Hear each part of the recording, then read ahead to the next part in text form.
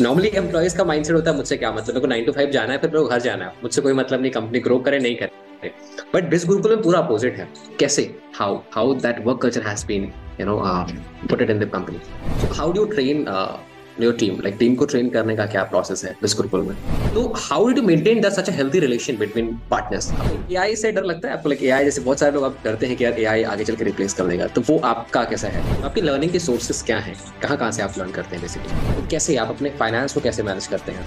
इतना टाइम कैसे मैनेज करते हैं और स्क्रिप्टिंग कैसे करते हैं वीडियोस की अपनी?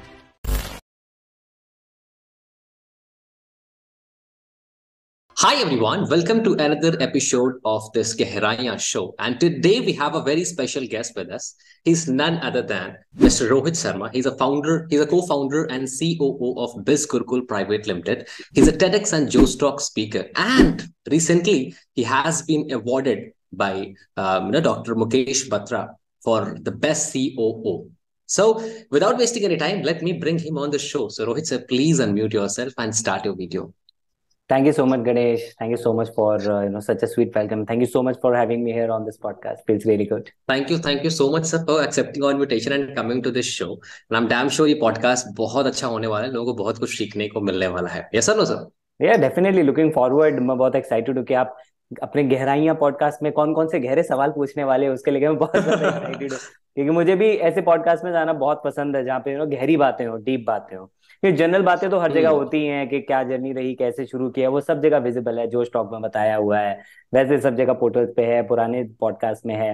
लेकिन खुद भी मेरा भी मन ऐसे ही करता है कि जब बहुत अच्छे अच्छे सवाल पूछे जाते हैं जिससे जो हमारे ऑडियंस है उनको और ज्यादा वैल्यू मिले, बहुत ज्यादा मजा आता है फिर इंटरेक्ट करने में। So looking forward to it. True. तो बाय द वे गाइस, हमने बहुत सारे क्वेश्चंस पिक किए हैं, हमारी टीम ने अच्छा खासा रिसर्च किया है, जो आपने कमेंट्स किए होंगे इंस्टाग्राम पे वो सारे क्वेश्चन भी पिक किए गए हैं। और जैसा हम कहते हैं गहराइयां शो में हम किसी भी गेस्ट को बहुत गहराइयों से जानते हैं। एंड रोहित शर्मा सर को तो ऑलरेडी हमें गहराइयों से जानने की जरूरत है, बिकॉज बहुत सारी नॉलेज है इनके अंदर जो छिपी हुई है, जो आज के पॉडकास्ट में हम लोग निकालने वाले हैं। हम फर्स्ट गाड़ी चला। तो सर सबसे पहला क्वेश्चन, बाय द वे आपने हर एक जगह ये शेयर किया है, कैसे आपका एंटरप्रेन्योरियल जर्नी स्टार्ट हुआ, कैसे everything has started and how Biz Gurukul founded.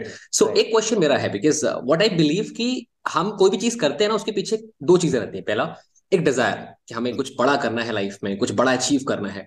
दूसरा सिचुएशन कि हमारी कुछ ऐसा इंसिडेंट होता है, ऐसी सिचुएशन होती है कि हमें डिसीजन लेना पड़ता है, फ्रंट एंड पे आके काम करना पड़ता है। So what's in your case, आपकी केस में क्या है? इज दिस सिचुएशन या फिर आपका डिजायर था? To become an entrepreneur. या ओके, तो अभी ना मैंने अपनी टेड टॉक में भी एग्जैक्टली यही बात बताई थी जो आप सवाल पूछ रहे हो। थोड़ा डिफरेंट पर्सपेक्टिव था उसमें, मतलब बताने का तरीका अलग था, क्योंकि मेरा ये मानना है कि इंसान को ना ये क्लैरिटी कि उसको मतलब क्या करना है, किस करियर में जाना है, क्या चूज करना है, उसकी आधी क्लैरिटी उसको इससे मिलती है कि उसको क्या नहीं चाहिए। ठीक है, तो जैसे मेरे केस में क्लियर था कि मुझे पापा वाली जॉब नहीं करनी है, या गवर्नमेंट जॉब, या ओवरऑल जॉब ही नहीं करनी। ठीक है, क्यों? क्योंकि हाँ। गवर्नमेंट जॉब में क्या पापा के ट्रांसफर होते रहते थे, तो शहर बदलो, फिर उन शहर में किराए के मकान बदलो, तो बार बार वो पैकिंग अनपैकिंग बहुत परेशान करती थी, जो मुझे बिल्कुल पसंद नहीं आता था। दूसरा कि जब मैंने अपनी फैमिली में देखा कि जो हमारे गवर्नमेंट जॉब की सैलरी वाला जो लाइफस्टाइल था और as compare to the other relative जो बिजनेस करते थे उनका क्या लाइफस्टाइल था, तो वो डिफरेंस देख के भी मुझे समझ में आ गया कि यार जॉब नहीं करना है तो बिजनेस करना है। भले मैं भी थोड़े टाइम जॉब कर लूँ उसके बाद बिजनेस कर लूँ, ऐसा कुछ था कि लेकिन बिजनेस जरूर करना, एंटरप्रेन्योर जरूर बनना है, ये मेरे को क्लियर था। तो 50% तो इससे पता लगा कि यार नहीं करना है, और फिर ये पता लगा कि क्या करना है। राइट, मतलब कि क्या चाहिए उसके हम्म। हिसाब से पता लग गया इन दोनों चीजों को देख के। तो जो आपने बोला कि डिजायर वाली बात, आप कह सकते हैं मतलब क्या चाहिए, तो डिजायर मेरा ये था कि मतलब मुझे लाइफस्टाइल कैसी चाहिए, मैं अपनी फैमिली को फाइनेंशियली कैसा देखना चाहता हूँ। तो आई ट्रू गेस उस वाली ट्रू। चीज से ये वाली जो क्लैरिटी है ना वो मुझे तभी मिल गई थी। फिर तो ये ढूंढ रहा जो था अपॉर्चुनिटीज, फिर जरूर बाकी सारी जर्नी तो मैं बता ही रखी थी मुझे। ट्रू ट्रू, दी जर्नी स्टार्ट किस साल में हुई थी लाइक? एंटरप्रेन्योरशिप की जर्नी मेरी बोलो तो, या काम करने की जर्नी बोलो तो 2011 में स्टार्ट हो गई थी, जब मैं कॉलेज में था। फर्स्ट ईयर मेरा एंड ओवर होने वाला था, मतलब एंड होने वाला था। एंड उस दौरान मेरे को एक अननोन इंसान से डायरेक्ट सेलिंग इंडस्ट्री के बारे में पता लगा था मेरे कॉलेज के बाहर। मैं ढूंढ रहा था अपॉर्चुनिटी, मुझे आज भी याद है, मतलब कि हमेशा मैं बताता हूँ कि बिकॉज वो एक ऐसा मोमेंट है ना, मुझे क्रिस्टल क्लियर याद है। कश्मीरी गेट पे गेट नंबर 6 होता था, नीचे उतरा, फिर एस्केलेटर से जो प्लेटफॉर्म की तरफ जा रहा था, मैंने ऊपर आंख करते हुए, सर उठाते हुए भगवान को बोला था, मनी मन भगवान एक मौका दे दो यार। विद इन अ वीक मुझे ऑप्शन मिल गया था एक अननोन इंसान के थ्रू। ये तो 2011 की हम्म। बात है, towards the end of my first year. तो मई के अराउंड के हम्म। आसपास है। तो मतलब ऑफिशियली जब मैं करियर में होता तो 16 मई को मेरा रजिस्ट्रेशन हुआ था, जिस दिन मेरे मॉम डैड की मैरिज एनिवर्सरी भी होती है। तो और भी ज्यादा ओके। स्पेशल था। और अच्छा एक मैसेज ये मिला कि मैं साईं बाबा के मंदिर से बाहर निकल रहा था। तो तो मैंने एनिवर्सरी के दिन हम लोग गए थे, तो मंदिर से जस्ट बाहर पैर रख ही रहा था, चौखट पे ही था, दहलीज पे ही था, और फोन पे मैसेज आया मेरे रजिस्ट्रेशन का। तो आई वाज लाइक भाई साहब, ये तो मतलब नक्की कर दिया भगवान ने कि बेटा डन है। तो हाँ। मंदिर में मैसेज आया तो इट्स अ डिवाइन सिग्नल। फिर मैंने ट्रू। पीछे मुड़ के नहीं देखा, भगवान के आशीर्वाद वो ग्रीन सिग्नल आ गया कि यार रोहित अब स्टार्ट कर लो। से। वो ग्रीन सिग्नल आ गया कि great. Rohit, it's it's your time now, go for it. वाह वाह, दैट्स रियली अमेजिंग सर। सो अब तब से लेके अब तक तो बहुत सारी चीजें किया। तो बाय द वे, देख अभी हम डायरेक्ट सेलिंग इंडस्ट्री को थोड़ा सा देखते हैं, तो आपका कैसा एक्सपीरियंस था? What do you think, like earning के टर्म्स में, नॉलेज के टर्म्स में, आपका उसका इम्पैक्ट क्या है आपकी लाइफ में अभी? तो मैं तो ये बहुत बहुत बड़ा क्रेडिट उस इंडस्ट्री को दूंगा मैं, क्योंकि वो मेरे लिए बहुत बड़ा लॉन्च पैड था। और मैंने उसमें एनरोल भी यही सोच के किया था कि it will be a launch pad for me. यहाँ से स्किल्स सीखूंगा मैं, यहाँ से खुद को डेवलप करूंगा मैं, एक्सपीरियंस कमाऊंगा, पैसा कमाऊंगा, एंड देन उसको यूटिलाइज करूंगा आगे एंटरप्रेन्योरशिप पे लगाने के लिए। Right, so that was the first kind of entrepreneurship जो हम्म। मैंने ऑप्ट करी थी थ्रू डायरेक्ट सेलिंग इंडस्ट्री। तो लाइक स्किल वाइज तो हम्म। बहुत ही मेरा अमेजिंग रहा। मतलब रिजेक्शंस झेलना सीखा मैंने, अननोन लोगों का डर निकाला, नेटवर्किंग करना सीखा, लोगों से बात करना सीखा, अननोन लोगों का डर निकाला। जो लोग डरते हैं कि मैं जाके कैसे किसी से बात करूं, मैंने सड़क पे ट्रू अननोन ट्रू। लोगों से बात करी है, मेट्रो में बात करी है, नॉर्थ कैंपस में हमने फॉर्म्स तक भरवाए हैं प्रोस्पेक्टिंग के लिए। उस टाइम ऑनलाइन तो कुछ होता नहीं था कि एड रन कर लो या कुछ कर लो, ऐसा होता नहीं था। ट्रू। राइट, तो ऑफलाइन भी ये वाला काम हमने बहुत किया है। तो उसकी वजह से ना एक डर निकला, फिर एक रिस्क लेने की जो एक ताकत थी ना वो आई, वो वाला एक माइंडसेट बना। सो बहुत कुछ यार, माइंडसेट वाइज बहुत ज्यादा मुझे डेवलप किया इस इंडस्ट्री ने। और मतलब आज के टाइम पे लोगों के पास बहुत सारे ऑप्शंस हैं, उस टाइम पे नहीं होते थे हमारे पास। तो उस time direct selling was true. The best option, right, जो एक स्टूडेंट जो है उसके ट्रू। लिए ट्राई कर सकता है। So it has been a और ग्रेट ग्रेट वरदान फॉर मी कैन से। और उसका इम्पैक्ट भी है आपके लाइक पर्सनालिटी में, the way you talk, the way आपका, मतलब जब पब्लिक स्पीकिंग वगैरह भी मैंने कुछ इवेंट्स अटेंड किए हैं तो हम्म। बहुत अमेजिंग है। अच्छा सर, एक क्वेश्चन है मेरा हम्म। Personally, hmm. बिकॉज जब कोई कंपनी स्टार्ट होती है तो हम्म। स्टार्टिंग में आदमी का माइंडसेट होता है कि यार हाँ कुछ पैसा आने लग जाएगा, थोड़ी फाइनेंशियल कंडीशन इंप्रूव होगी। हम्म। बट मुझे ऐसा पर्सनली, क्योंकि स्टार्टिंग में हमको भी लगता था कि बिज गुरुकुल ऐसे स्टार्ट हुआ होगा, हम्म। बट धीरे धीरे उसकी ग्रोथ देख के लगा ना कि इसके पीछे कुछ और सोच है, like hmm. There is a vision behind hmm. It. जब हम्म। आपने स्टार्ट किया था, so what was that thought in the mind कि हमें स्टार्ट करना है, पैसा तो कमाना ऑब्वियसली, बट और क्या मेरा मिशन, इस पे काम करना तो कोई भी एक जो अच्छा स्टार्टअप जो चलता है ना, ठीक है, जैसे बाय गॉड्स ग्रेस हमारा अच्छा चला, अच्छा ब्रांड बना, वो इसीलिए होता है क्योंकि उसके पीछे कुछ मिशन बेस्ड होता है, कुछ एक तगड़ा आइडिया होता है, कुछ कुछ वैल्यू देने की ना, उस पीछे इच्छा होती है, डिजायर होती है। राइट, तो अगर हमारा मोटिव सिर्फ पैसा होता तो इतना एफर्ट नहीं लगा रहे होते, है ना, इतना ज्यादा नए प्रोडक्ट के बारे में नहीं सोच रहे होते, इनोवेशन के बारे में नहीं सोच रहे होते। तो उसके पीछे जो ट्रू। डिजायर था वो ये था कि यार इतना बड़ा ये जो गैप है ना, कि लोग जो डिजिटली अवेयर हैं कि उनको कुछ करना चाहिए, पैसा कमाना चाहिए दूसरों को देखते कमाते हुए, लेकिन उन्हें खुद नहीं समझ में आता कि वो कैसे स्टार्ट करें कमाना।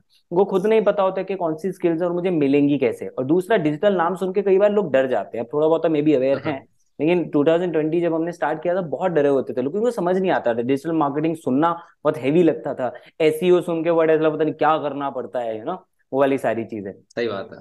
तो वो जो गैप था ना वो हमने कवर करने की कोशिश की कि यार हर घर में स्मार्टफोन है, हर हाथ में स्मार्टफोन है, घरों में जितने परिवार में लोग नहीं उससे ज्यादा फोन है। राइट, तो अगर हमारे ये तरीके स्मार्ट है, हमारे फोन स्मार्ट है, तो हमारे पढ़ने के तरीके, करियर के तरीके क्यों स्मार्ट नहीं है? तो हमने देखा ये ट्रू। बहुत बड़ा गैप है यार, इस वाले गैप को हेल्प करना है हमें। इस वाली जो जो पूरा सोसाइटी है इसको ऊपर उठाना है, इसको अपलिफ्ट करना है, उनको आज के जमाने की स्किल्स देके और सिंपल तरीके से, और स्किल से भी ज्यादा उनको गाइडेंस देके, उनको एक हैंड होल्डिंग देखी कि ये नहीं केवल आप एक कोर्स ले लो और कोर्स पढ़ लो और उसके बाद अब आप क्या ढूंढ रहे हो आपको पता ही नहीं है। ऐसे तो चल ही रहा था, दुनिया में ढेरों कोर्सेज करते हैं लोग। लेकिन हमने उसके बाद वाला प्रोसेस हम्म। स्मूथ बनाया कि कोर्स पढ़ने के बाद एक तो हम आपको सपोर्ट भी दे रहे हैं, गाइडेंस दे रहे हैं, साथ में हम आपको एक प्लेटफॉर्म दे रहे हैं कि आप उस पर अप्लाई करके देखो। ठीक है, तो जो लोग हम्म। हमारे साथ जो लर्न करने लग गए एज एन अफिलिएट हमारे साथ, वो उस एज एन अफिलिएट काम करके अपनी स्किल्स को वो अप्लाई करने लग गए। तो उनकी स्किल्स भी पक्की हुई, जिसकी वजह से लोग आगे अपनी एजेंसीज खोल पाए हैं, फ्रीलांसिंग में बहुत अच्छा कमा रहे हैं, जॉब्स लगी हैं बहुत लोगों की। एंड प्लस उससे वो अर्न कर पाए तो कॉन्फिडेंस भी बढ़ा, उसने उनको सपोर्ट भी दिया आगे बढ़ने के लिए। तो इस चीज पे हमने ट्रू। ध्यान दिया। ट्रू। और आज बिस गुरुकुल के स्टूडेंट्स क्या कर रहे हैं वो तो सब देख रहे हैं। लाइक बहुत अच्छा परफॉर्म कर, लिटरली। लाइक इवन मैंने भी बहुत सारी चीजें वहीं से सीखी हैं, and right now podcasting specially, right. So वाह, उसका एग्जांपल सामने, we are actually having you on our show, क्या राइट। बात। सो अब एक और क्वेश्चन आता है सर। आज लोगों को ये तो पता लगा बिस गुरुकुल स्टार्ट क्यों हुआ, हाँ, राइट। अब एक और क्वेश्चन आता है कि आज के टाइम पे बिस गुरुकुल के नंबर्स क्या हैं। जहां तक मुझे पता है, if I am not wrong, कि आज बिस गुरुकुल के पास 1 लाख+ लर्नर्स हैं जो सीख रहे हैं स्किल्स को और मास्टर करके उसे इंप्लीमेंट कर रहे हैं, right. Definitely we are just about to touch 2 lakh, कुछ ही 2 लाख। कुछ हफ्तों की बात है बस। 1 लाख कुछ एटी ओके। फाइव थाउजेंड कुछ प्लस आई गेस हो चुके हैं। बस कुछ ही थोड़े से टाइम की बात है तो 2 लाख भी हम टच कर जाएं। वाह वाह, लिटरली अमेजिंग। सो सर एक और क्वेश्चन था, जैसे हमने देखा है कि आप बिस गुरु दो लोगों ने फाउंड किया है, ऋत्विज सर हैं एंड आप हैं। तो और आपकी केशव सर, मुलाकात, 3 लोग। अच्छा केशव सर है, 3 लोग हैं। तो आपकी मुलाकात कैसे हुई थी ऋत्विज सर से? लाइक आई थिंक आप पहले से फ्रेंड थे या आप बिजनेस में ही मिले थे? हाँ, हम पहले से ही जानकार थे, हम लोगों ने डायरेक्ट सेलिंग भी किया है साथ में। ठीक है, तो हम पहले से ही जानते थे एक हम्म। दूसरे को। ठीक है, तो फिर एक दिन ऋत्विज जी का कॉल आया, उनका कॉल आया कि भाई, मैसेज आया इनफैक्ट, ठीक है, कि भाई मैं ऐसे ऐसे कुछ अपना स्टार्ट कर रहा हूँ और आपसे एक कोर्स चाहिए मेरे को। ठीक है, तो फिर मैंने आइडिया सुना, देखा, अच्छा लगा। फिर मैंने कहा कोर्स की बात है तो केशव सर से भी मिल सकते हैं, उनका भी अपना कोर्स है पब्लिक स्पीकिंग का, एंड में बहुत अच्छी हमें गाइडेंस भी मिल हम्म। सकती है। फिर हम उनके पास गए, हमने हम्म। बैठ के जब डिटेल में, तब हम लोगों ने आइडिया एक्सप्लोर किया, एक टेबल पे बैठ के ब्रेनस्टॉर्म किया। तब दिखा के यार ये तो बात फिर छोटी सी नहीं है, ये तो बहुत बड़ी बात हो सकती है ना। ये ट्रू। सिर्फ मात्र छोटा मोटा पैसे कमाने वाली बात नहीं है जो आप शुरू में कह रहे थे, कि बड़ा वाली चीज हमने क्या देखी, वो सारा उस टेबल पे उस दिन डिसाइड हुआ कि इसको हम कितना बड़ा बना सकते हैं, उसका पोटेंशियल देखा, उस रॉ आइडिया को प्रॉपर हमने बी प्लान में कन्वर्ट किया, देन वी स्टार्टेड ऑफ। एक और क्वेश्चन है सर यहाँ पे। बहुत सारे मैंने मोटिवेशन स्पीकर्स को भी और कई सारी बुक्स में भी ऐसा लिखा हुआ है हम्म। कि पार्टनरशिप में जो भी कंपनियां स्टार्ट होती हैं वो लॉन्ग टर्म में उनका अच्छा नहीं रहता, आगे चल के उनमें बहुत सारी प्रॉब्लम्स आती हैं। बट जैसा कि हमने बिस गुरुकुल को देखा है, आज इस लेवल पे आ चुकी है, they are doing very very good, right. बहुत सारे लोग सीख रहे हैं। तो how did you maintain the such a healthy relation between partners? आपने इतना अच्छा रिलेशन कैसे? बिकॉज मैं देखता हूँ आप तीनों में ऐसा लगता ही नहीं कि आप you are the brothers from two mothers, लगता है ऐसे सब लोग सगे भाई हैं, फैमिली है एक। How did definitely. You build it such such a good relation? जो आपने बात बोली ना कि लगता ही नहीं फैमिली है, तो हमने शुरू से फैमिली माना, इसीलिए हो पाया। तो जब आप फैमिली में होते हो ना, तो आपका बड़ा भाई आपको कुछ कहलाएगा, हमारे लिए बड़े भाई हैं केशवलाल। ठीक है, हाँ और हाँ। एज वाइज बोले तो चलो ऋत्विज छोटा भाई। ठीक है, तो क्या होता है कि हम्म। तो हाँ, मतलब जब मैं फैमिली की आपसे बात कर रहा था कि क्या होता है कि जब आप फैमिली में होते हो तो बड़े भाई ने कुछ बोला तो आप बुरा नहीं मानते हो, है ना। छोटे भाई ने कुछ कहा, आप उस चीज को सुनते हो, फिर ध्यान से आप निग्लेक्ट, मतलब देखो, अगर आप निग्लेक्ट कर रहे हो ना, छोटे भाई को दबा रहे हो कि नहीं यार तू तू छोटा है, तू क्या बोलेगा, तो बात नहीं बनती, फिर ऐसी फैमिलीज में झगड़े होते हैं। लेकिन जहाँ पे ट्रू। म्यूचुअल रिस्पेक्ट दी जाती है, प्रॉपर स्पेस दिया जाता है, सुना जाता है एक दूसरे को, वहां पे चीजें बन जाती हैं। तो हमारे में, हमारे तीनों की बॉन्डिंग में सबसे इंपॉर्टेंट चीज है that we listen to each other. ठीक है, हम ध्यान से सुनते के सामने वाला क्या कह रहा है। ऐसा नहीं है कि हमारे बीच में लड़ाइयाँ नहीं होती, बिल्कुल होती हैं, ठीक है। बट लड़ाइयों का मतलब ये नहीं कि लड़ाई हो गई और फिर चलो मनमुटाव और हट, तू अपना कर मैं अपना कर रहा हूँ, मैं कुछ नहीं कर रहा हूँ। ऐसा नहीं होता। लड़ाई मीन्स डिफरेंस ऑफ ओपिनियन, कि एक टेबल पे बैठे हैं तो बहस होती है, हीटेड डिस्कशंस होते हैं तो क्या हो गया, बिकॉज हमें पता है कि हमें कॉमन गोल के लिए कर रहे हैं, है ना। वो डिबेट्स या वो ट्रू। डिस्कशंस एक दूसरे को उस सही गलत ठहराने के लिए नहीं होते हैं, वो एक कॉमन गोल के लिए होते हैं। तो पार्टनरशिप्स वहां अच्छी चलती हैं जहाँ पे वो कॉमन गोल के ऊपर फोकस होता है। तो सबको पता है कि यार ये बंदा अपने लिए नहीं बोल रहा है, ये बंदा इसलिए बोल रहा है कि जो हमारा मिशन है उसमें हम क्या बेटर वैल्यू ऐड कर सकते हैं। और जब हम एक दूसरे को सुनते हैं तो हमें पता लगता है हाँ यार, मैंने जो आइडिया सजेस्ट किया, ये वाला पॉइंट अगर ऐड हो जाए तो आइडिया और बेटर हो सकता है, या अगर मैं ये वाला स्टेप ले रहा हूँ तो इसमें ये वाली गलती करने से बच सकते हैं। तो हम एक दूसरे के साथ ओपन कम्युनिकेशन रखते हैं, ऑनेस्ट कन्वर्सेशन रखते हैं। यही कारण है कि ग्रो कर रहे हैं, एक दूसरे के लिए म्यूचुअल रिस्पेक्ट है। That's how things are true. Going. हाँ, सबसे इंपॉर्टेंट पॉइंट जो मुझे आपकी बात से लगा, इट्स अ कम्युनिकेशन। हम अगर एक दूसरे की बातें सुन रहे हैं, बात कर रहे हैं, तो ऐसा होता है ना, कंफ्यूजन कि हमारे माइंड में कुछ अलग चीजें चल रही हैं कि यार वो ज्यादा कर रहा है, ऐसा हो रहा है, वो चीज नहीं आएगी, हाँ, right. Exactly exactly. Okay. Okay okay, thank you so much sir. Okay, now let's move to the another question. So ये है कि आपके हिसाब से, जैसे आप इतना टाइम से कर रहे हैं एंड काफी अच्छा भी परफॉर्म कर रहे हैं, तो अगर किसी को बिज गुरुकुल जैसी कंपनी खड़ी करनी है, इतनी अच्छी, इतना अच्छा वर्क कल्चर बिल्ड करना है, तो उन्हें कौन कौन से स्किल्स की रिक्वायरमेंट है? क्या चीज मास्टर करनी चाहिए apart from the marketing and technical skills? उनको ना रेडी रहना चाहिए फेलियर्स के लिए। ठीक है, उनको रेडी रहना चाहिए एक्सपेरिमेंटेशन के लिए। तो जो सबसे इंपॉर्टेंट स्किल उनके लिए रहेगी वो रहेगी एग्जीक्यूशन की। ठीक है, बिज गुरुकुल जैसी कंपनी बनाना कोई मुश्किल काम नहीं है यार, मैं तो कोई भी बना सकता है। हमारे बाद कई लोगों ने कंपनियां खोली भी हैं ठीक है, बट खुल के ही रह गई हैं। ठीक है, तो कारण क्या है, क्योंकि वो एग्जीक्यूशन बहुत ज्यादा मैटर करता है। मैं कह रहा हूँ ना, हमने इसको एक प्रॉपर मिशन की तरह लिया। ठीक है, और क्योंकि उसके एक प्रॉपर मिशन की तरह लिया, तो हर बार कस्टमर फीडबैक को बहुत ज्यादा वैल्यू दी। ठीक है, जहां ओके। से फीडबैक मिल रहा है, किसी भी फॉर्म में फीडबैक मिल रहा है। इतने लोगों ने नेगेटिव वीडियोस बनाई इन पे, ठीक है, हमने हर नेगेटिव वीडियो से चेक किया उठा के कि क्या ये बंदा जो बोल रहा है, क्या कहीं उसमें कुछ लूप होल है जो हमें काम आ सकता है, क्या सच में हम कुछ लूप होल छोड़ रहे हैं क्या। राइट, तो हमने इस लेवल पर जाके हमने चीजों पे काम किया। ठीक है, और वो हम्म। तभी होता है जब आप दिल से कनेक्टेड होते हो। बिजनेस बनाना, वो एक मेरा बहुत फेवरेट मूवी है इकबाल। ठीक है, उसमें ओके। नसीरुद्दीन शाह कहते हैं कि दिमाग का खेल दिल से। ठीक है, तो इकबाल की सिस्टर पूछते हैं आपने यहाँ दिल क्यों, यहाँ दिमाग क्यों नहीं बोला, यहाँ दिमाग क्यों बोला, दिमाग का खेल दिल से। तो उन्होंने बोला जब ये दोनों एक हो जाते हैं ना, तब मैजिक क्रिएट होता है।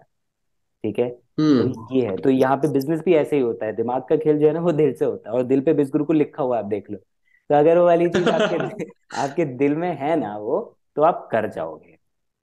तो स्किल में सबसे पहला हम्म। है एग्जीक्यूशन, आपको ट्राई करने से डरना नहीं है। दूसरा है इनोवेशन, आपको रेगुलर, और मार्केट ही आपको बताता है। आज हमारे सारे आइडियाज मार्केट में जो चीज हम कर रहे हैं वहां से आते हैं।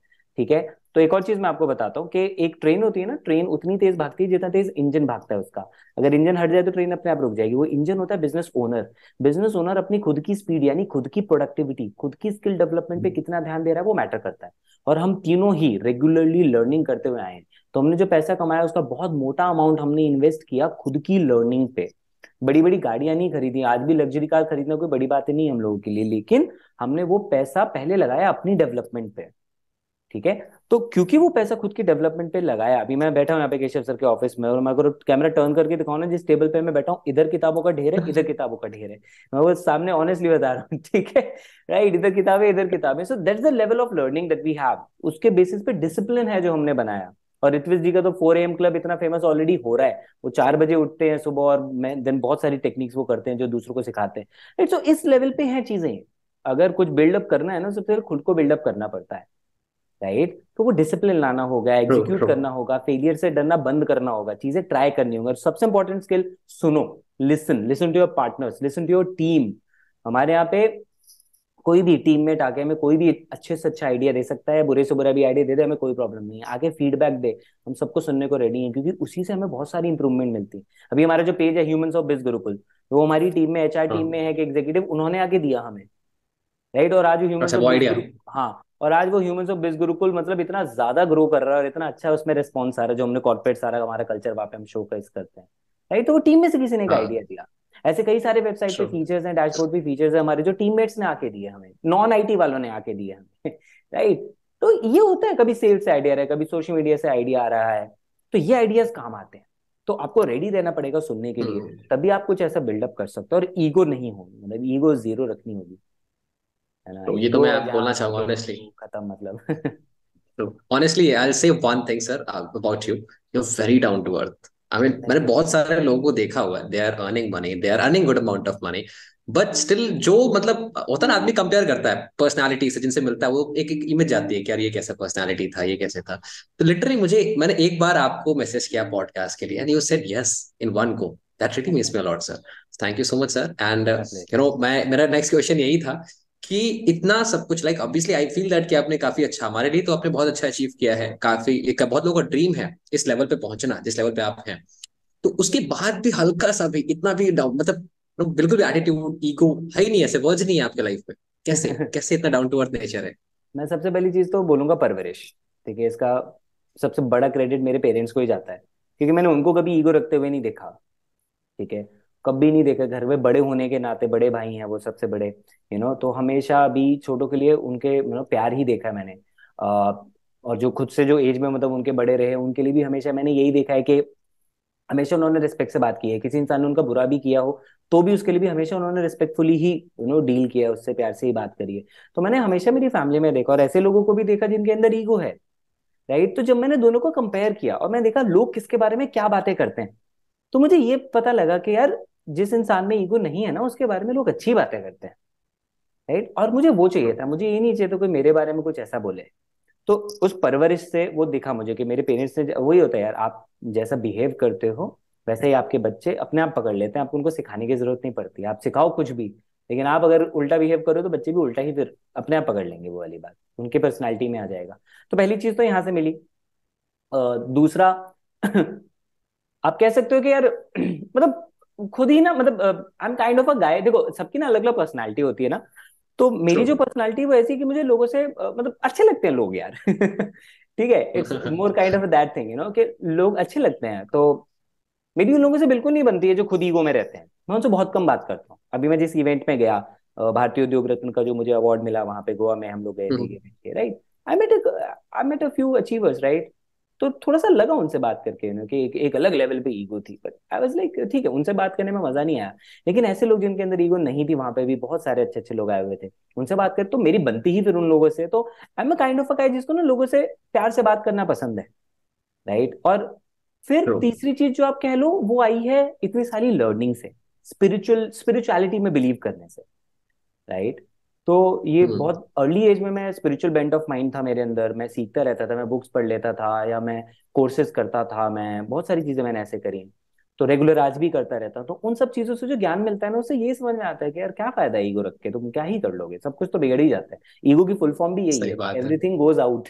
मेरी मानना है, ठीक है, तो सब कुछ बाहर वाह। जाने तो क्या फायदा है ईगो रख के, क्या मिल जाएगा आपको यार, मतलब हंसो खेलो खुश रहो यार, खुशी तो तभी मिलती है ना जब लोग हो आपके आसपास, अकेले एंजॉय करके क्या मिल ट्रू। जाएगा। True true, I 100% agree with you sir. Literally वो आपकी मतलब रिफ्लेक्ट, आप जब बात करते हैं आपकी आवाज में, आपकी पर्सनालिटी में वो रिफ्लेक्ट करता है कि आपने क्या सीखा है, आपका डाउन नेचर कैसा है। क्योंकि आपके अंदर अगर ईगो है, वो छिपता नहीं, वो दिख जाता है।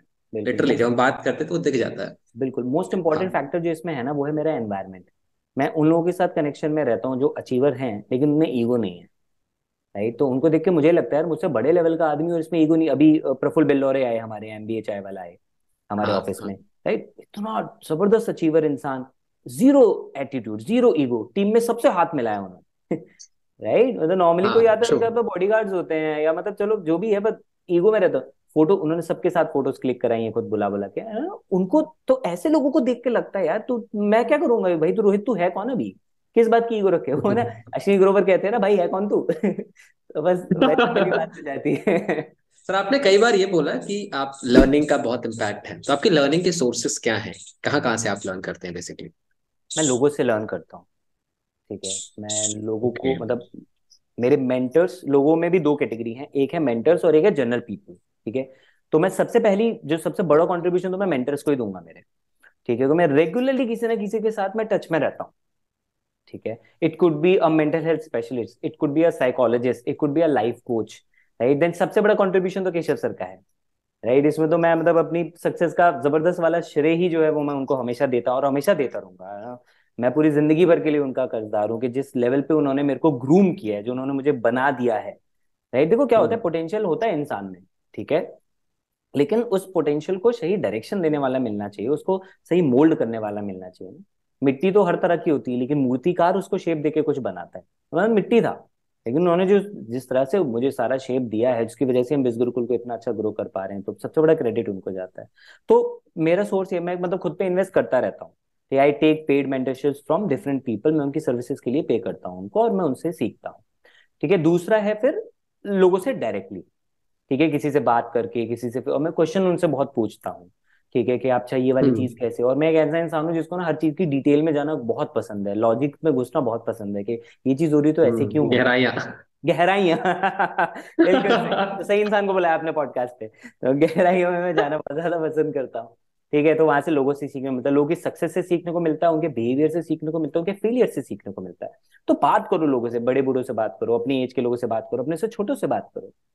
तो मेरा कजन है, मेरी चाची का बेटा, फोन्स के बारे में मैं इतना नहीं जानता, वो जबरदस्त नॉलेज रखता है, तो मुझे कुछ भी परचेज करना होता है तो हम उनसे उससे ओके। कंसल्ट करते हैं, ठीक है। तो आपको बहुत कुछ चीजें लोगों से सीखने को मिलती है। देन सेकंड आता है बुक्स, ठीक है, बुक्स बहुत पढ़ता हूँ, बुक से बहुत ज्यादा चीजें सीखने को मिलती हैं, ठीक है। देन कम्स द कोर्सेज, ठीक है, वहां से मिल जाता है।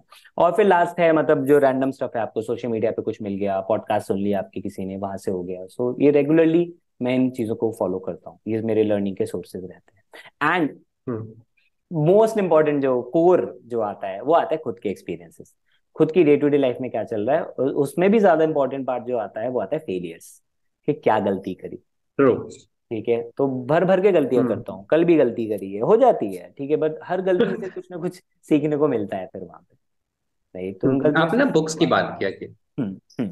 हाँ, आपने बुक्स की बात किया तो कोई स्पेशल बुक आपने जो आपको बहुत पसंद आई हो, एक या दो बुक आप सजेस्ट करना चाहें, मैं मैं ही हमेशा पढूं लोगों को उसको। रेकमेंड करता हूँ, लोगों को पढ़नी चाहिए द वन थिंग। बहुत जबरदस्त बुक है, द मतलब वन आपके, थिंग। हाँ, आपके बहुत सारे मिथ्स ब्रेक हो जाएंगे उस बुक से। ठीक है, द वन थिंग बहुत अच्छी है। Then hmm. No, I am a firm believer in law of attraction, manifestation. तो द सीक्रेट पढ़नी चाहिए, the power of subconscious mind पढ़नी चाहिए, कन्वर्सेशंस विद गॉड जो ये मतलब अगर मैं बुक्स तो बहुत सारी हैं, पर्सनली मैं दो तीन रिकमेंड करूँ तो एक तो यही रहेगी, द वन थिंग। दूसरी रहेगी how I raised myself from failure to success in selling, Frank Bettger करके एक राइटर है, उनकी है। इनिशियल डेज में मैंने पढ़ी थी, बहुत शानदार बुक है उन लोगों के लिए जो सेल्स में है, या सिर्फ ये नहीं कि सेल्स, सेल्स तो हर एक चीज में है, तो आपको काम करने का तरीका वो बहुत सारा सिखा देगी। ठीक है, तो ये दो बुक है जो मैं बहुत ज्यादा लोगों को रेकमेंड करूंगा। एटॉमिक हैबिट्स बहुत अच्छी बुक है, अगर आप प्रोडक्टिव और ज्यादा होना ओके। चाहते हैं तो ये बुक्स आपको बहुत ज्यादा जो है हेल्प करेंगी। Thank you so much sir, मैं इसको डिस्क्रिप्शन में भी ऐड कर दूंगा, तो जिन्हें भी इसको मतलब देखना पड़ेगा तो अपना देख सकते हैं यहाँ से। बात है, बात ठीक है, तो सर, हाँ, एवरी ग्रोन अप कंपनी जो भी अच्छा कर रही है, they talks about the work culture. है। So I would like to know about this Gurukul work culture. आपने क्या work culture, like how do you know allow people to give their ideas, कैसे वर्क कल्चर आपने build किया है? Because we have seen, even जो आपने human resource page की बात किया ना, तो वहाँ पे हम देखते हैं, लगता ही नहीं कि यार, नॉर्मली एम्प्लॉयज का माइंडसेट होता है मुझसे क्या मतलब, मेरे को 9 to 5 जाना है, फिर मेरे को घर जाना है, मुझसे कोई मतलब नहीं कंपनी ग्रो करे नहीं करे। बट बिस गुरुकुल में पूरा अपोजिट है।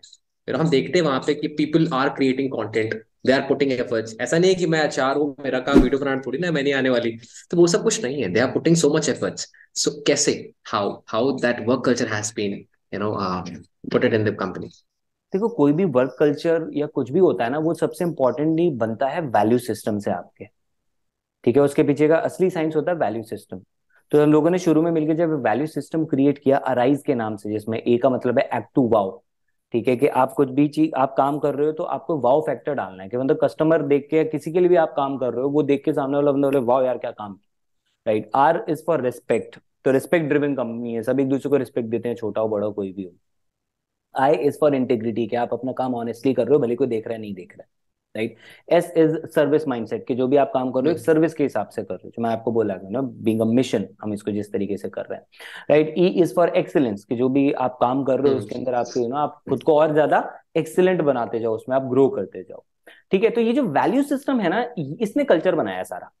कल्चर ऐसे आप अलग से नहीं बना सकते, कल्चर बनाओगे तो कुछ प्रिंसिपल्स तो होने चाहिए ना, वो प्रिंसिपल्स होते हैं आपके वैल्यू सिस्टम। तो इस वैल्यू सिस्टम पे काम करने की वजह से हम वो चीज कर पा रहे हैं, जहाँ पे हम, कोई भी इंसान है तो उसको जब पता है कि यार मुझे एक्ट टू वाओ, और हमारे एक वैल्यू स्टार अवार्ड भी होता है जो इन वैल्यू सिस्टम को फॉलो करता है, most innovative idea of the month का अवार्ड होता है। तो ऐसे एक नहीं होता, केवल मल्टीपल अवार्ड्स होते हैं हमारे यहाँ हर महीने। तो लोगों को पता है कि यार अगर मैं कुछ अच्छा करूंगा तो मुझे उसका रिकग्निशन मिलेगा, कोई कुछ भी काम करता है उसको उसका रिकग्निशन मिलता है, नॉट जस्ट अवार्ड, बीच में भी वैसे भी मिल जाता है। राइट, तो इन सब चीजों का हम्म। हमने बहुत ध्यान रखा कि यार एक इंसान अगर कुछ कर, पहली बात उसको आजादी मिले, तो जब भी कोई भी इंसान आता है हमारे यहाँ तो उसको बढ़िया से वेलकम किया जाता है, इंट्रोड्यूस कराया जाता है। ठीक है, तो उसको अच्छा लगता है, बच्चे उसके लिए तालियां बजाते हैं, तो वहीं से एक पहला इंप्रेशन क्रिएट हो जाता है कि यार ये तो अच्छी कंपनी है। ठीक है, दूसरा फिर देन हम लोग के साथ श्योर। जब उसकी मीटिंग होती है, इनिशियल मीटिंग होती है किसी भी नए एम्प्लॉय की, तो फिर उनको हम बताते हैं कि भाई उनको हम कंफर्टेबल करते हैं, उनको बताते हैं कि यहाँ पे आपकी पूरी फ्रीडम है। मतलब पहली बार से क्लियर कर दिया जाता है उनको कि पूरी फ्रीडम है, आपको कोई भी चीज लग रहा है, आपको हमें फीडबैक देना चाहते हो, आप कुछ बेटर करना चाहते हो, आप हमें बताओ, आप कुछ नया सीखना चाहते हो, आप हमें बताओ कि आपके काम में वो कैसे हेल्प कर सकता है, तो वो भी हम उनके लिए अवेलेबल करवाते हैं। राइट, तो इस तरह की चीजें हैं, तो ये शुरू में हम उनको क्लियर करते हैं कि भाई आप एक वैल्यूएबल पार्ट हो हमारे लिए। ठीक है, आपको खुद को डेवलप करने में, अपने हम्म। काम में ग्रो करने में जो हेल्प चाहिए हम देंगे, तो इससे इंसान को लगता है कि यार ये मेरे लिए सीरियस है। सी, हर एक इंसान ये चाहता है what's in it for me. Right, तो एक एम्प्लॉय भी तो यही चाहता है कंपनी से कि मैं तो ट्रू इनपुट ट्रू। दूंगा, पर मेरे लिए क्या, अपार्ट फ्रॉम सैलरी मेरे लिए क्या। जब उसको वो दिखता है कि यार यहाँ पे रखे मुझे, I can be my self, मैं अपने आप को और एक्सपैंड कर सकता हूँ, तो वो इनपुट डालने की कोशिश करते हैं। और जब वो इनपुट डालने की कोशिश करते हैं, राइट, तो मल्टीपल फिर नए नए आइडियाज आते हैं, फिर इनोवेशन आती है, वो फिर सारी की सारी चीजें ग्रो करती हैं। तो ये सबसे पहला है कि आप एम्प्लॉय को ट्रू। सुनो, आप एम्प्लॉय के नो उसको उसके दिखे कि वो वहां पे कैसे ग्रो कर सकते हो, उसकी ग्रोथ का आप उसको एक पैरामीटर आप वहां पे दिखाते हो। तो जब उसको ये क्लैरिटी मिलती है तो हम्म। वो फिर काम करना पसंद करता है। बाकी देखो क्या है कि ऐसा नहीं है कि हर एक जगह पे सब कुछ ही ठीक होता है, राइट? आप कितना भी कुछ भी कर लो, ट्रू 19-20 ट्रू। तो चीजें होती हैं, क्योंकि हर एक इंसान अलग तरह का होता है, ठीक है। But the good thing is कि हमारे यहाँ सही उन बात है। चीजों पे ऐसे डायरेक्टली डांटा नहीं जाता है, रिस्पेक्टफुली उनको बताया जाता है, फीडबैक दिया जाता है अगर वो कहीं पे गलती कर रहे हैं, डिसिप्लिन में कोई प्रॉब्लम है, वो सारी चीजें सब कुछ वो किया जाता है। एंड देन उस पर फिर इम्प्रूवमेंट की जाती है। तो मौका दिया जाता है उनको, हम्म। ग्रूम किया जाता है। उनसे फिर हर टाइम एक्सपेक्टेशन नहीं होती, it's always a give and take relationship. हम देते हैं तो हम एक्सपेक्ट करते हैं, राइट? तो इस तरीके सही से जो बात है। कल्चर है ना डेवलप की, और कल्चर के ऊपर ध्यान दोगे तो कल्चर डेवलप होगा, मैं तो ये मानता हूँ। हम हमेशा हमारे पहले फोकस ही हम हायरिंग में ही देख लेते हैं ये पर्सन हमारे कल्चर के लिए कैसा है। अच्छे से अच्छे स्किल्ड एक्सपीरियंस लोगों को हमने रिजेक्ट कर दिया क्योंकि हमें दिख रहा था ये कल्चर के लिए ठीक नहीं है हमारे। तो ओवरऑल जो मैंने पूरी कन्वर्सेशन से निकाला है कि यू एक्चुअली वैल्यू पीपल। ऐसा नहीं कि हम एज अ फाउंडर ईगो वाला है कि नहीं यार हमारे आइडियाज नहीं सुने जाएंगे। You actually value as a people की ठीक है, वो अपनी जो भी इनका काम है दे आर गिविंग आइडियाज, उसको सुना जाता है, इफ दैट इज गुड उसको इम्प्लीमेंट किया जाता है, उनको अप्रिसिएशन मिलती है। So these are the points that I actually took out from the conversation. एक चीज मैं और इसमें ऐड करता हूँ, मेरी बहुत फेवरेट मूवी है rocket Singh salesman of the year, Ranbir Kapoor वाली, इसमें सरदार जी का रोल पे करता है रॉकेट सिंह। मैंने एंड में बहुत पावरफुल डायलॉग, वो हमेशा मुझे याद रहता है, मैं यूट्यूब पे ऐसे ही चला के भी देख लेता हूँ कई बार। सिर्फ वो लास्ट वाला डायलॉग जिसमें वो कहते हैं कि सर आपको केवल नंबर्स दिखते हैं, मुझे नंबर्स नहीं दिखते, मुझे लोग दिखते हैं, मुझे सिर्फ लोग दिखते हैं। तो वो जो इंसान है ना वहां पे, वो सिर्फ नंबर नहीं है कि मेरे पास 50 एम्प्लॉय काम कर रहे हैं, 70 एम्प्लॉय काम कर रहे हैं, वो इंसान है एक। वो एक इंसान आपको कहाँ से कहाँ पहुंचा सकता है, आपके मिशन को कहाँ से कहाँ पहुंचा सकता है, आपको अंदाजा भी नहीं है। तो वैल्यू पीपल जो आपने बोला, डेफिनेटली हम लोगों को लोग मान के उनकी कदर करते हैं, इसलिए मिलके अच्छा कर पाए। क्वेश्चन ये है कि there is two types of people. Number one, who focus on hiring the best people, कि हम बेस्ट से बेस्ट लोगों को हायर कर सकें। और दूसरी तरह के लोग होते हैं जो फोकस करते हैं कि हम कैसे भी लोग हों, हम बस वो कोचेबल हो, हम उन्हें ट्रेन करके बेस्ट बना देंगे। सो हाँ, where you focus. Second one, second one. ठीक है, no doubt there is a certain level of skill which is required depending on the role. ठीक है, तो आपको पता है अगर टेक्निकल आप पर्सन हायर कर रहे हो तो आपको ये स्किल सेट तो चाहिए, वो तो चाहिए चाहिए, बेसिक है, राइट? तो बट हाँ। बहुत ज्यादा हम हायरिंग उस पर नहीं जाते हैं। जो हम ज्यादा फोकस करते हैं, ये पर्सन कल्चर के हिसाब से कैसा रहेगा ये वाला candidate, right?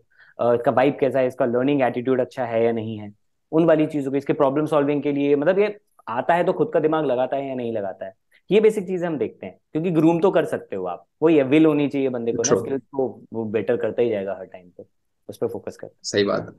So how do you train your team, like team को ट्रेन करने का क्या प्रोसेस है दिस गुरुकुल में? दोनों प्रोसेस हैं, एक ऑनलाइन भी है ऑफलाइन भी है। ऑनलाइन भी हम उनको ट्रेनिंग देते हैं रेगुलर करने के लिए, उसके ऊपर असेसमेंट होता है, एंड देन ऑफलाइन भी होता है, रेगुलर ट्रेनिंग्स चलती हैं अलग अलग तरह के टॉपिक के ऊपर, जो उनको ऑफिस में हेल्प कर सकता है, पर्सनल लाइफ में हेल्प कर सकता है, तो वो अलग अलग टॉपिक उसमें से उठाए जाते हैं। जैसे कॉन्फ्लिक्ट मैनेजमेंट हो हम्म। गया या सॉफ्ट स्किल्स हो गया, इस तरह की चीज़ों के ऊपर ट्रेनिंग की जाती है। देन तो जनरल हो गया, अल्टीमेटली सर अगर डिजास्टर मैनेजमेंट हो गया, क्राइसिस मैनेजमेंट हो गया, ऐसी चीजें भी करते हैं। फर्स्ट एड वाली कुछ चीजें हो गई, क्योंकि सब चीजें चाहिए लाइफ में यार, ये चीजें घर में भी हो ट्रू। सकती हैं, ऑफिस में भी हो सकती हैं, कहीं भी हो सकती हैं, तो उसका ध्यान रखना है तो बस। हम्म। एनपीएस गुरुकुल तो वैसे भी नॉलेज का भंडार ही माना जाता है। तो वहां पे अगर आप इंटरनली ही काम कर रहे हैं तो obviously there is a lot to learn. फिर ऐसी पर्सनालिटीज के साथ रहना जो ऑलरेडी अपने आप को कॉन्स्टेंटली इवॉल्व कर रहे हैं। Right sir. अच्छा सर, एक और चीज है, बहुत सारे लोगों को ऐसा लगता है जो बिजनेस में है, इवन आई ऑल्सो फील कि यार हमारे पास टाइम बहुत कम बचता है। तो ओवरऑल प्रोडक्टिविटी एक बहुत इंपॉर्टेंट रोल प्ले करती है। तो आपने 3 साल के अंदर इतना बढ़िया बिल्कुल कंपनी बिल्ड किया, तो ये कैसे, like, ये ऑब्वियसली टाइम मैनेजमेंट बहुत इंपॉर्टेंट रोल प्ले करता है, तो कैसे वो मैनेज कर रहे हैं आप टाइम? मेरे लिए और साथ हमेशा, साथ हाँ हाँ हाँ। आप सोशल मीडिया पे भी इतने एक्टिव है कि रेगुलरली कंटेंट भी वहां पे आपका आता है, मैं देखता हूँ आपके वीडियोस में, और ऐसी वीडियोस है जिसपे लगता भी है कि बहुत सारा एफर्ट डाला गया है, स्क्रिप्टिंग, हम्म। देन आप डिफरेंट डिफरेंट ड्रेस ट्राई करते हैं। कई सारी मैंने आपकी कॉमेडियल वीडियो भी देखी है यूट्यूब पे में, जिसमें आपने कुछ खाया हुआ था, you speaking something that was literally amazing. So कैसे इतना टाइम कैसे मैनेज करते हैं और स्क्रिप्टिंग कैसे करते हैं वीडियोस की अपनी? तो मैं टाइम नहीं मैनेज करता कभी भी, मैं ना प्रायोरिटीज मैनेज करता हूँ। ठीक है, प्रायोरिटीज के हिसाब से टाइम मैनेज हो जाता है अपने आप। तो प्रायोरिटी मैनेज करना बहुत इंपॉर्टेंट है कि कौन सा काम करना है, कौन सा नहीं करना है। ठीक है तो मतलब मेरे ख्याल से ये अपने आप में सेल्फ एक्सप्लेनेटरी आंसर है कि आपको पता होना चाहिए प्रायोरिटी क्या है, राइट? पूरा पूरा फोकस शुरू में कोई सोशल मीडिया पे नहीं था, उस टाइम सिर्फ बिजनेस के ऊपर था। ठीक है, फिर धीरे धीरे सोशल मीडिया के ऊपर हमने और ज्यादा फोकस करना शुरू किया। देन अब आज जब सोशल मीडिया के ऊपर काम करते हैं तो आपको पता है कि भी मेरी प्रायोरिटी क्या है, कितना टाइम मुझे किसको देना है, उसके हिसाब से आप ना सिस्टम बनाते हो, फिर आप सारा काम खुद नहीं कर सकते। तो सोशल मीडिया के लिए I have a team, right, जो डिजाइनिंग करती है मेरे लिए, पोस्टिंग कर देती है मेरे लिए, कुछ कंटेंट कभी कभी वो दे देते हैं, ज्यादातर मैं दे देता हूँ। ठीक है, फिर हम उसके ऊपर शूट कर, तो शूट के लिए भी तो मैं टाइम निकाल के करता हूँ, मैं रोज तो नहीं कर सकता शूट। एक दिन दो तीन शूट कर दिए, राइट, कभी कभी गैप भी आ जाता है। तो मुझे पता है कि उस टाइम पे मेरा प्रायोरिटी ये नहीं है कि मैं कंटेंट अभी वाला करूँ, राइट। उस टाइम पे मेरी प्रायोरिटी है कि भी बिजनेस में मेरी रिक्वायरमेंट है तो मैं वहां करूंगा, किसी इवेंट में जाना है वो वहाँ, अभी टेड टॉक था तो मैंने उस पर फोकस किया, right. So I mean priority के हिसाब से आपको चीजें मैनेज करनी होगी, है ना। और तो सोशल मीडिया के लिए भी मैंने आपको ये बताया, बैच करना पड़ेगा आपको कंटेंट, ठीक है। और आप अगर थोड़ा बहुत अभी अफोर्ड कर सकते हो तो हैव अ टीम। हाँ, okay, that's a great suggestion and we have a team, we are blessed कि हमारी टीम है, उन्होंने इतना सारा लास्ट मोमेंट पर उन्होंने इतना रिसर्च किया आपके बारे में, बहुत सारे कंटेंट उन्होंने निकाल के लाए टीम से, फिर उसमें कुछ क्वेश्चंस हमने पिक किए बिकॉज अभी believe that you have limited time. So हमने वही क्वेश्चंस को रखे जो मुझे ऐसा लगा कि हाँ ये एक्चुअली में इंपॉर्टेंट है और पूछना चाहिए। तो क्योंकि बाकी क्वेश्चंस तो आपने बाकी के पॉडकास्ट में आंसर किया था, मैंने कुछ पॉडकास्ट आपके देखे भी अलग अलग लोगों के साथ, तो उसमें मैक्सिमम क्वेश्चंस आंसर थे। अच्छा सर, एक बहुत इंपॉर्टेंट पॉइंट जो मैंने खुद नोटिस किया, बिकॉज मैं बिज गुरुकुल को जब से लॉन्च हुआ तब से मैं एक्चुअली देख रहा हूँ, राइट। सो सबसे पहले बिज गुरुकुल में हॉल ऑफ फेम का कॉन्सेप्ट आया था, लाइक उस टाइम ये कॉन्सेप्ट कहीं पे नहीं था, हॉल ऑफ फेम। तो इतने क्रिएटिव आइडियाज आते कैसे हैं, लाइक कि जो चीजें नहीं है मार्केट के अंदर उसको टेस्ट करना सबसे पहली चीज की, ये पता नहीं अच्छा चलेगा कि नहीं चलेगा, यू टेस्ट इट, राइट, इतना बड़ा रिस्क लेते हैं, ये क्रिएटिव आइडियाज कहाँ से आते हैं? आई टोल्ड यू शुरू में ना कि मार्केट को ऑब्जर्व करना बहुत ज्यादा जरूरी है। तो ये कॉन्सेप्ट मिला था मुझे क्योंकि मैंने सिद्धार्थ राजशेखर नाम के बहुत अच्छे इंडिया में टॉप मोस्ट ट्रेनर है, हाँ। ठीक है, उनके इकोसिस्टम में मैं एनरोल था, तो वहां पे देखा हॉल ऑफ फेम होता था, राइट। तो मुझे लगा यार ये कॉन्सेप्ट बहुत अच्छा है कि आपके यहाँ कोई इंसान कुछ अच्छा रिकॉग्निशन लेता है तो उसको हाईलाइट करना चाहिए, ठीक है। तो हम्म। एक आइडिया फिर वहां से आया, देन संडे स्पेशल का खुद ही आया सोच के कि यार लोगों को नॉर्मल डिजिटल स्किल्स तो मिल रही हैं, लेकिन यार ऐसा भी तो हो सकता है ना कि लोगों को कुछ और भी चाहिए हो, कुछ डिफरेंट चाहिए हो, है ना, कुछ उनकी अगर हम कुछ और तरह की स्किल्स भी उनको हम प्रोवाइड करें तो कैसा रहेगा, राइट। तो फिर वहां से संडे स्पेशल का आइडिया आया टोटली, ठीक है। देन ये आपका मिलीनियर शो, फिर इसका ऐसे आइडिया आया, बीच में वीकली ट्रेनिंग्स को और ज्यादा हम रिफाइन करते रहे, उसका आइडिया। तो ये कुछ आप मार्केट से ऑब्जर्व करते हो, कुछ आपका खुद से दिमाग बैठते हो, तो वही है कि हम लोग रेगुलर ब्रेन स्टॉर्मिंग पे बहुत ज्यादा ध्यान देते हो। मैं सबको बार बार रेकमेंड करता हूँ ये तो, हफ्ते में एक दिन 3 घंटे के लिए एक कॉफी शॉप में बैठ जाओ।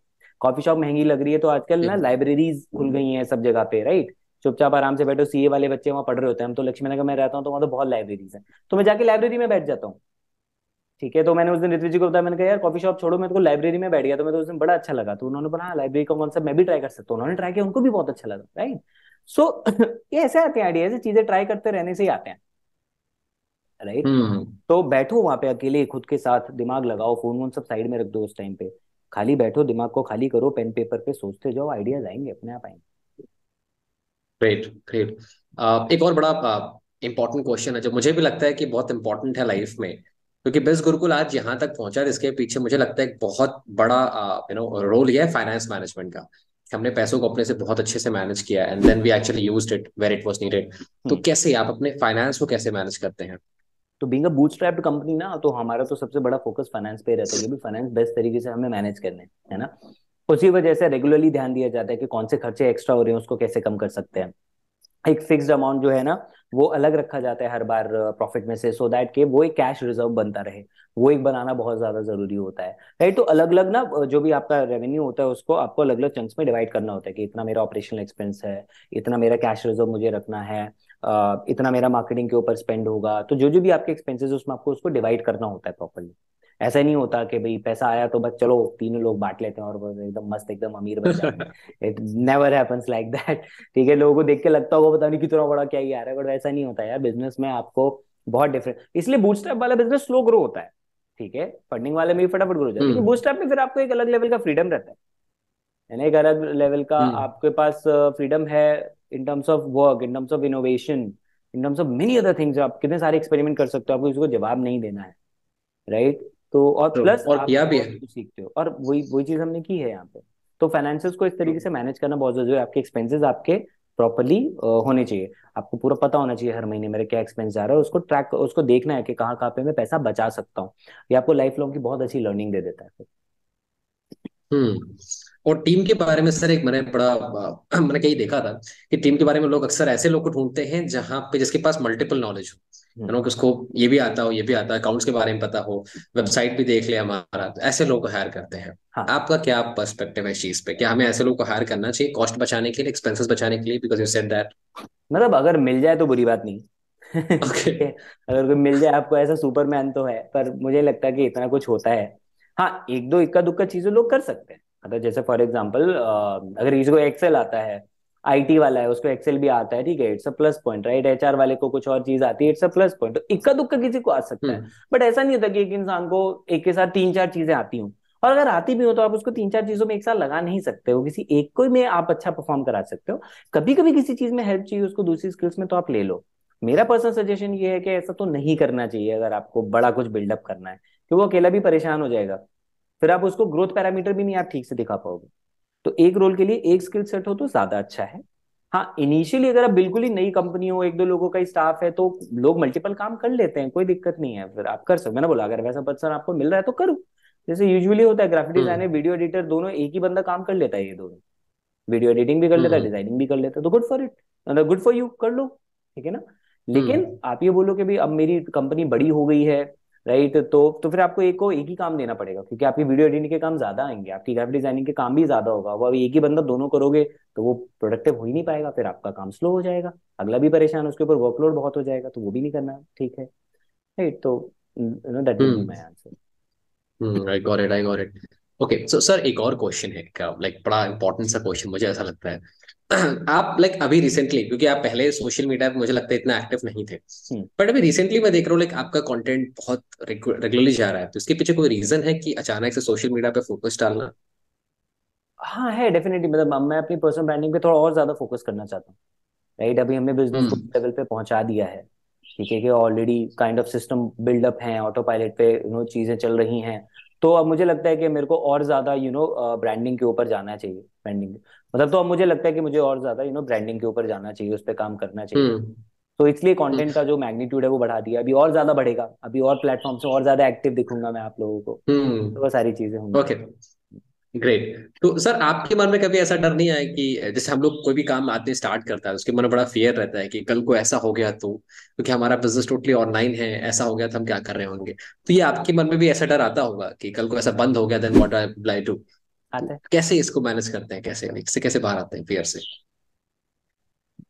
इनिशियल स्टेजेस पे जब ये डर था ना, तो फिर वो बहुत ज्यादा नहीं था, क्योंकि मैं पता था कि अभी तो स्टार्ट किया है, पता नहीं कितना चलेगा कितना नहीं चलेगा। मतलब हमारी प्लानिंग थी, बट एक जो होता है ना कि मतलब कब तक चलेगा, क्या कैसे चलेगा, वो एक एक एक हिडन रहता ही है। वो रहता ही है। मतलब ट्रू। लेकिन हमने उसको भाव नहीं दिया ज्यादा क्योंकि वो एक फालतू का नेगेटिव थॉट है, उसके पीछे रीजन कुछ नहीं है। मतलब एक तो होता ट्रू। है मेरे पास जेन्युइनली लॉजिक है, मुझे पता है मैं कुछ गड़बड़ कर रहा हूँ, मैं कोई लूप होल छोड़ रहा हूँ, तो मैं डरता ही रहूंगा। है ना, कोई गड़बड़ हो गई तो ऐसा हो गया तो वैसा हो गया तो तो हम्म। अगर मैं कंप्लाइंसेस के खिलाफ जा रहा हूँ तो दिक्कत है। लेकिन वो जो फालतू का एक जो पीछे से बोलता है दिमाग ना, छोटा मगज नाना पाटेकर कहते हैं, छोटा दिमाग अगर कुछ बोलता है तो उसको इतना नहीं सुनना चाहिए। हाँ, बाकी ये है कि जब भी डर आए तो केशव सर बहुत अच्छी बात बोलते हैं, उन्होंने बहुत पहले मुझे सिखाई थी कि 2018 में या 19 में सिखाई थी, दैट फियर इज पॉजिटिव। मैंने एक रील में भी बोला है, फियर इज पॉजिटिव, डर पॉजिटिव होता है, क्योंकि वो आपको ना लापरवाही करने से रोकता है, आपको गलतियां करने से रोकता है। तो अगर आपको डर लग रहा है तो सोचो बैठ के कि मेरा डर कितना वाजिब है और मुझे ये क्यों लग रहा है। अगर किसी रीजन की वजह से लग रहा है तो वो लूप होल अगर छूट रहा है तो उसको ठीक कर लो, वो डर लगना बंद हो जाएगा। तो जब भी डर लगता था तो मैं बैठ हम्म। के सोचता था कि क्यों लग रहा है। अगर बहुत ज्यादा परेशान कर रहा था तो मैं वो सोच, जो पूरा पेपर खाली किया, मैं लेके जाता था सर के पास, कहता सर देखो मेरे को इस चीज में लेके डर लग रहा है, ये मेरे कंसर्न्स हैं। ठीक है, तो उसमें से हम हम्म। उस चीज को, जो लगता था हाँ इस पे कुछ हम और बेटर कर सकते हैं, कर लेते थे। राइट, जो लगता था कि नहीं है ठीक है, उसको हटा देते थे कि हाँ यार ये तो चलो मैं एक्स्ट्रा ही सोच रहा हूँ। कितने बार तो मैं गया नहीं उनके पास, लेकिन क्या जरूरत है, क्योंकि मैं खुद ही देख के पेपर पे लिख के मैं खुद ही सोच लेता था, अरे यार ये तो मैं चलो ज्यादा ही सोचा था फालतू का, ऐसा तो कुछ भी नहीं होने वाला।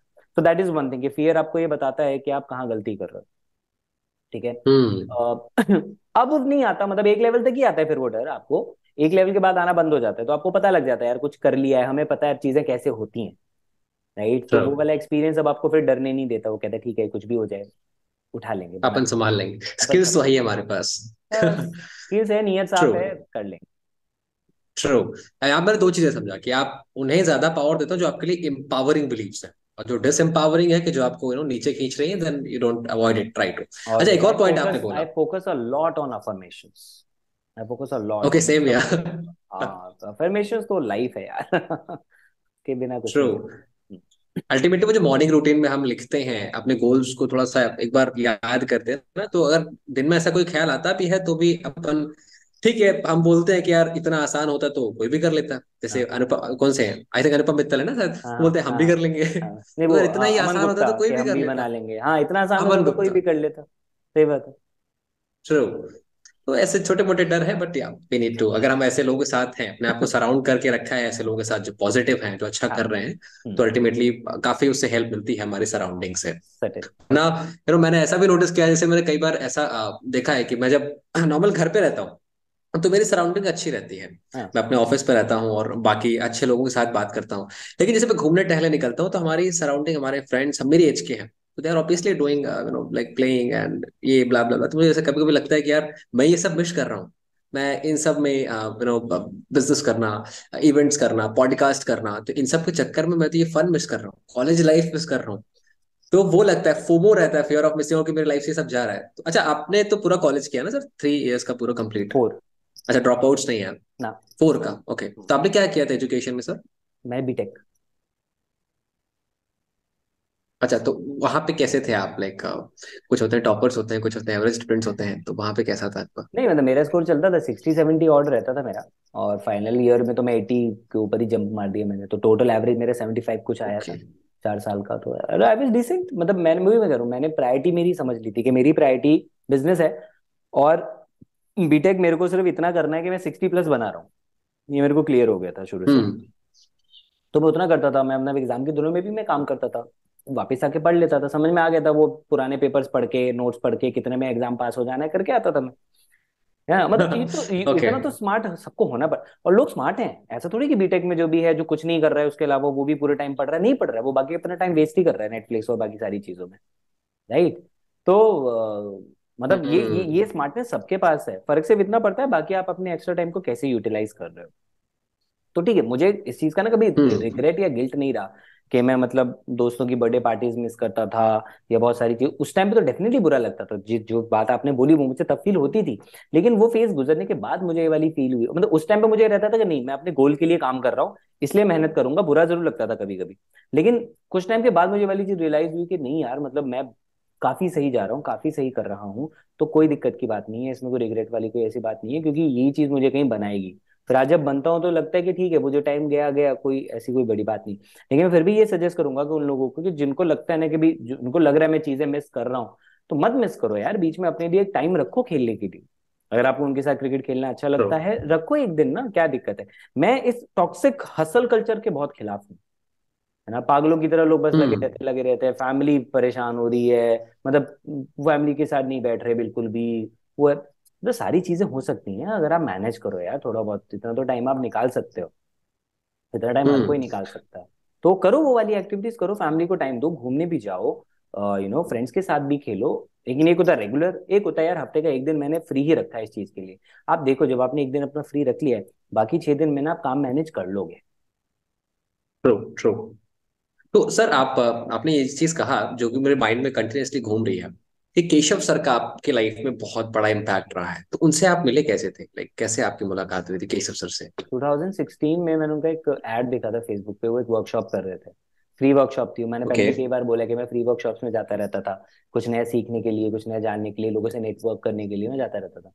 तो मैं उनके वर्कशॉप में चला गया, वहां पे गया, बात अच्छी लगी उनके, मैंने कोर्स में एनरोल किया, कम्युनिकेशन से रिलेटेड था वो। एंड देन फिर हमारी बॉन्डिंग इतनी अच्छी वहां पे होती गई, क्योंकि उनका स्टाइल बड़ा अमेजिंग था कराने का चीज़ है। तो वो केवल पब्लिक स्पीकिंग का कम्युनिकेशन नहीं कराते, तो वो उसमें लाइफ कोचिंग भी इन्वॉल्व कर ही देते थे। तो मुझे लगा यार ये तो अच्छा। बहुत एक्स्ट्रा वैल्यू मिल रही है यार, ये तो मैं तो केवल स्पीचिंग मतलब स्पीच अच्छी करने के लिए एनरोल किया था, स्पीकिंग के लिए किया था, यहाँ तो यार पूरी लाइफ ही इंप्रूव हो रही है। राइट। तो हम्म। वो वाली चीज मुझे बहुत वैल्यूबल लगी, फिर उनका बात करने का तरीका बहुत अच्छा लगा, he was also so down to अर्थ।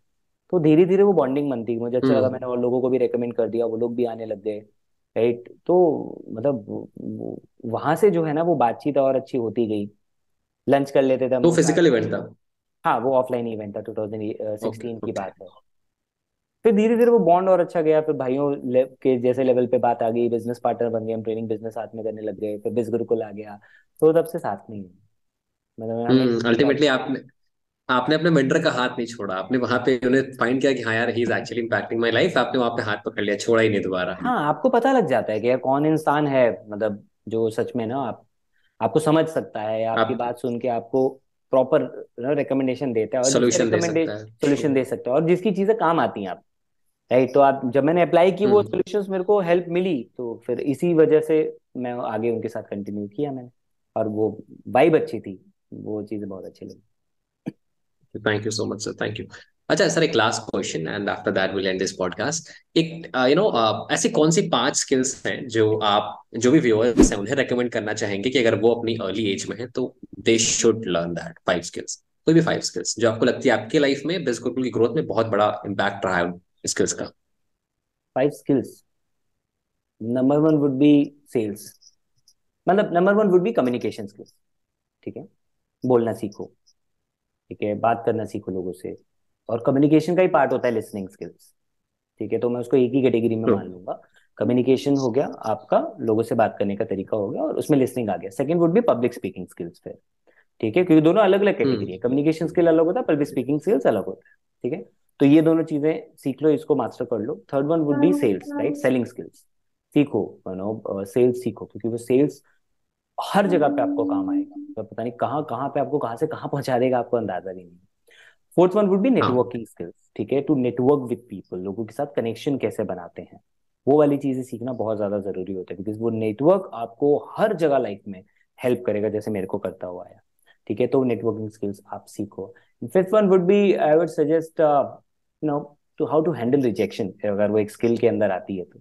या कुछ भी और डिफरेंट तरह की सॉफ्ट हम्म। स्किल, जैसे नेगोशिएशन, एक बहुत इंपॉर्टेंट स्किल है। राइट, तो उसको वो चीजें सीखनी चाहिए, क्योंकि ये ना आपको हर एक जगह पे हेल्प करता है। Hmm. True true, I agree, I agree, जो आपने सेल्स और के बारे में बताया, कम्युनिकेशन। हाँ, और हाँ। अगर आप उसमें बिकॉज वो डालना भी चाहते हो ना, तो मैं उसको बोलूंगा कंटेंट क्रिएशन स्किल्स आज के हिसाब से। ठीक है, क्योंकि आज हर एक जगह पे आपको चाहिए, मतलब आप फिफ्थ प्लेस पे इसको फिट कर दो, कंटेंट क्रिएशन स्किल्स। राइट, क्योंकि आपको ट्रू। चाहिए भैया इंटरनेट पे आज तो हर जगह, तो वो डिजिटल स्किल्स सीखो, कंटेंट क्रिएशन सीखो। मुझे भी ऐसा फील होता है कि आगे चल के एआई काफी सारी चीजें हमें रिप्लेस कर सकता है। So if we have these 5 skills, because मुझे लगता है कि ना कम्युनिकेशन इज इंपॉर्टेंट, एआई आ जाए चाहे जो आ जाए, हमें इंटरेक्ट करना पड़ेगा। हम्म। पब्लिक स्पीकिंग अगर आती है तो ऑब्वियसली हमें प्रेजेंटेशन, अपनी बातों को रखना, ये सब कुछ आना ही चाहिए। हाँ। Selling skill, it's evergreen profession, मुझे नहीं लगता कि कोई एआई मतलब इसे रिप्लेस कर सकता है आने वाले 25-30 साल 40 साल के बाद, देखेंगे फिर कैसा क्या रहता है।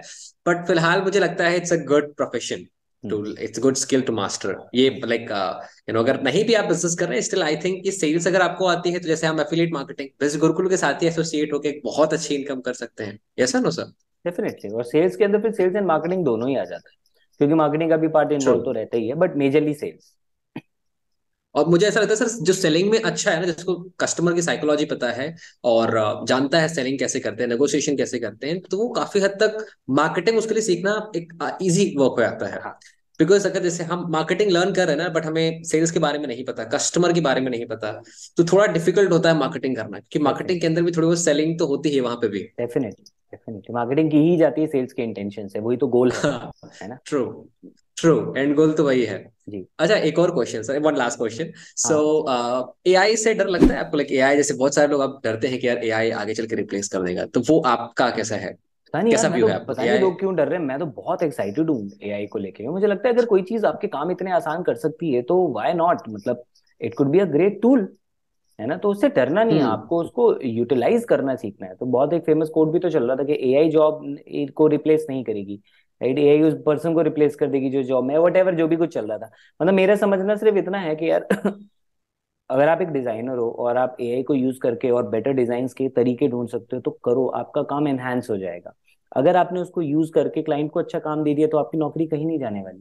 क्लाइंट को रिजल्ट चाहिए, right.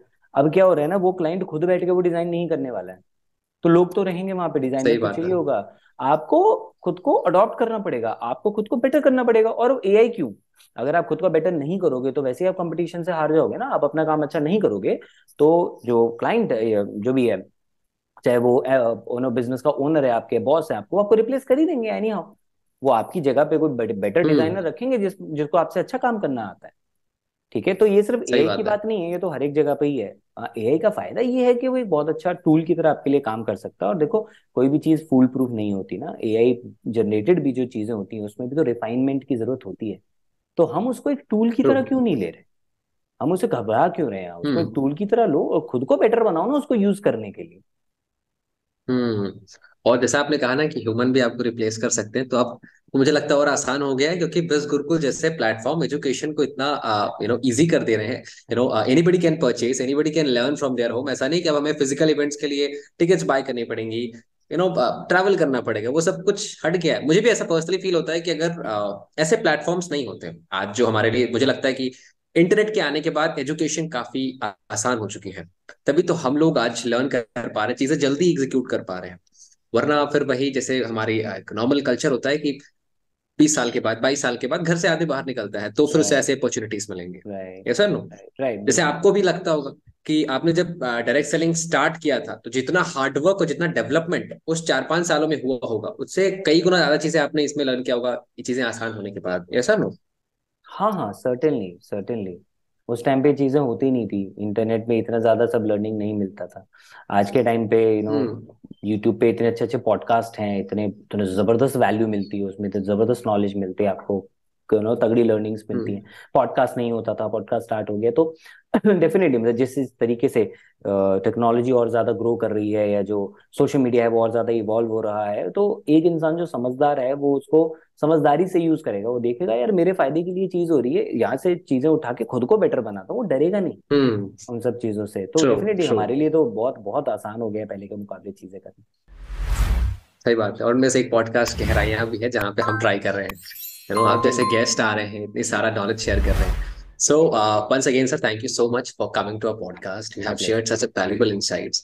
Thank you so much sir, and I hope guys you like this podcast. So please let us know in the comment section how was it. Do share it with your friends and the people who are actually hustling there in a business, right? Once again, thank you so much sir. My pleasure, thank you.